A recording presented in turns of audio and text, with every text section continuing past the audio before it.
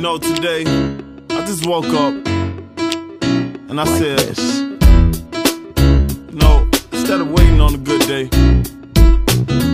waiting around through ups and downs, waiting on something to happen, I just said, Take two. Hey everybody, again, this is Rob Barber with Pinellas Live, and we're here today in the Grand Central District, and I'm here with a new friend and obviously a really good friend, Debbie Reeser, and we're here today talking about the exciting and exceptional things that are happening in this particular area of what we call and love home in Pinellas County. So we're going to spend the next 7 minutes talking about the boom and what's happening here, the vision, the direction, and a lot of great stuff. So we're going to talk restaurants, we're going to talk business, we're going to talk about lifestyle, we're going to just talk about this whole corridor and what's happening to our wonderful city. So I'm going to turn it over to Debbie, and I'm going to shut up and I'm going to let her take over. So this is Debbie Reeser, one of my business partners at Coastal Commercial. So Debbie, it's your show. Well, thank you, Rob, for letting me be your sidekick again. Absolutely.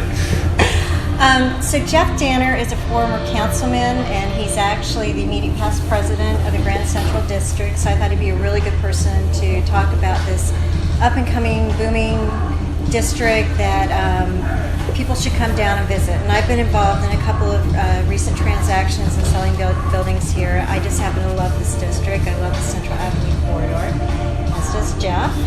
So Jeff, tell us a little bit about what brought you here and how you started being involved. The Grand Central District is right next to the historic Kenwood neighborhood, so it's really kind of an outgrowth of that. The things we were trying to accomplish in Kenwood, we couldn't sneak people past this district anymore to get the houses built and occupied. Back then in the late 90s, early 2000s, this corridor was 80% vacant. It was a commercial zoning. You couldn't live, workspace. 80% vacant? 80% vacancy rate along this area. Wow. And about 10 strip clubs, which was always an attractive thing to get people moved into your neighborhood.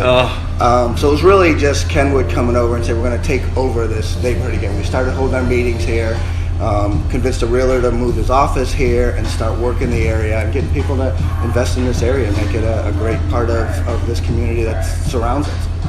Wow. And so you were talking before about the fact that the zoning really impacted this area quite a bit, and you were instrumental in helping get that change so that this is, you can do live work, you can have restaurants and bars, it's a little bit better. So can you talk about that? Yeah, this area was built in the 20s as really the first year-round working class neighborhood in the city. When the season ended and the Vinoy closed down, downtown would shutter up for the summer, and this is where people lived year-round, the working class. So there are hotels, there's retail, there's a theater, all those things are still here. Self-contained community. Right, and this is why it's a main street, that's why the working class neighborhood was in Kenwood and Palmetto Park.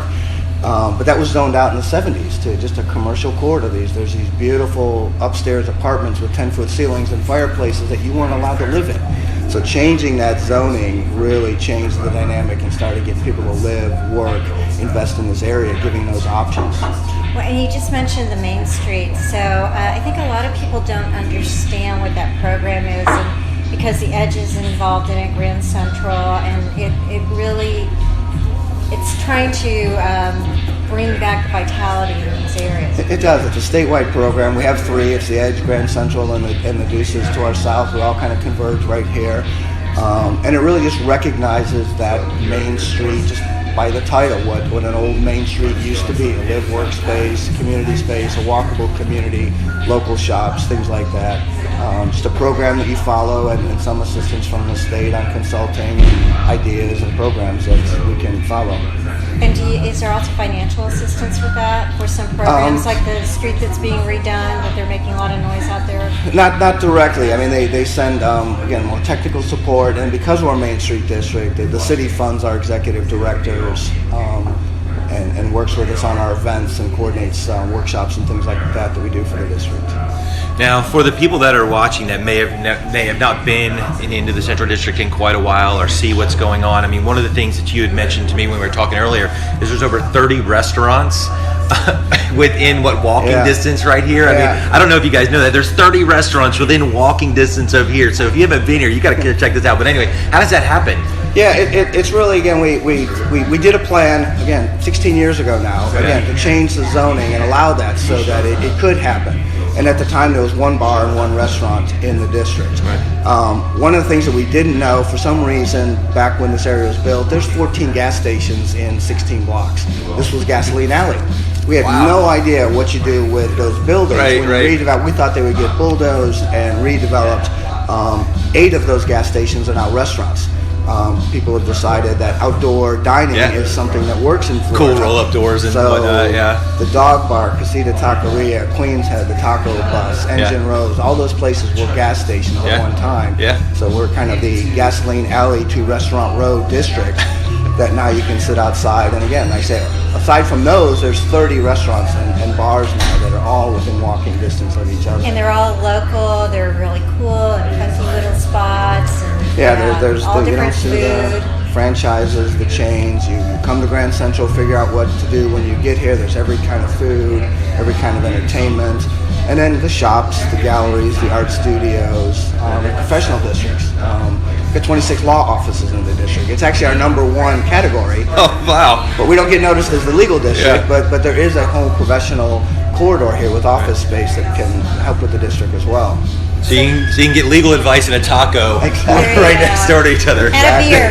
And a beer, Craft breweries too. That's right, and a beer at the same time. 3 craft breweries in Three this area. of the craft breweries in the city or in this district. Nice. So it's just got a great mix, and now we're getting some new construction, some townhouses being built, as well as the redevelopment of these existing great old historic buildings. Very cool. Yeah, and just to point that out, we're in one of those probably redeveloped spaces now. So we're at the Creative Soul Cafe and Studio. So if you haven't been down here, you need to check it out. It's a super cool place. But again, this was probably just an empty retail space, and it's beautiful now. It is. It's very comfortable. You can hang out here, have a great cup of coffee. So I don't mean to hijack a little bit, but we're running out of time here, and as we're getting, so want to be respectful of your 7 minutes. So after the 7 minutes up, feel free to jump off, but we're going to hang around a little bit longer because we got Jeff here, and I want to talk a little bit about and just pick his brain about what do you think the vision is? What's the next 10 look like? What's the next 10 years look like for this district and where it's going? It's just kind of a continuation of what we're doing. The zoning's changed, so you can build fairly dense development here, but the likelihood is they'll probably stay smaller scale, probably stay more local than the downtown. We're far enough away where we think some new townhouse developments, maybe some apartments, but really just encourage the redevelopment. There's still plenty of opportunity for both new development and redevelopment of historic buildings to occur. So we're hoping to just keep that momentum going. So you think maybe the commercial ball is rolling with good momentum, but maybe some more residential pieces? Residential and office too. Okay. I mean, again, we have the First Avenues north and south. The bungalows are making for great startup offices with 4 or 5 employees. You get 2 or 3 bedrooms converted to 2 or 3 offices. All you startups, this is the place you want to start at. It's close to downtown, close to the interstate. We don't have the parking issues they have to deal with downtown. Again, you have great neighborhoods on both sides that are just in walking distance, that it can either be your customer base or where you can live, so you have that close commute to home. Nice. Well, Easy good. access to the interstate, to US 19. In the center, between the downtown and the beaches, we're just about dead center, so you get that option as well. So it's just a great location for everything. Well, we always like to wrap up our episodes with thinking about the audience and the people that may see it today or may see it 20 years from now. And you have an interesting story of coming from the private sector, moving into the public sector with your life, and you're pouring of your energy and investing in this community. So if someone's out there, and I asked this question yesterday of Jeff Brandis, but same question to you is, if someone's out there and they're like, boy, I'd really like to get involved with my neighborhood, because that's how you started, in your neighborhood. How do you get involved? How would you recommend someone get involved or in their community and get out there and serve? It's really simple. It's just we always want volunteers, and whether that's to help with a chili cook-off, whether to work on our design committee to go to the next phase of the streetscape project. Both the neighborhood associations and the business district are always looking for people to help. There's always something you can do with your skill set and what you want to do. We're never going to say no, and there's plenty of opportunities to get involved in whatever level you want. And it's a lot of fun. It's not just work and council meetings and things like that. We have a lot of social events, and you really get to know your neighbors and your community by getting involved. Our website is www.grandcentraldistrict.org, and you can see our list of events and when our board meetings and things like that are. And it's really just get out and walk around. Somebody will come up and find you and put you to use. Well, that's good. Well, I think that's our time today, and I just want to really appreciate Jeff for his time, because again, it's important. It's important to really focus on this community, because we talk about an exceptional life that it is, but where it starts is the people. And Jeff, just want to thank you for your service, because I've been here only since 2006, and the last 10 years to see what's happened is because of people like you caring enough to get involved. So thank you for your service. And thank you for your time. So that's it for PinellasLive.com today. As we always like to say, we love you guys. We thank you for tuning in. But please share this. If you know someone that may be interested in getting out to serve or being involved in the community, or wanted to know more about the Grand Central District and what's happening here, hit us up in the comments, direct message us, but also share it. Share with your friends. Again, how we're going to get the word out about how exceptional this place is to live. We got to share it. We got to share the good news, guys. All right. Well, we love you, and thank you, Debbie. Thank you, Rob. All right, guys. Have a super Friday and have a super weekend. Pinellas Live will be back maybe tomorrow, but maybe Monday. We'll talk to you guys. Thanks.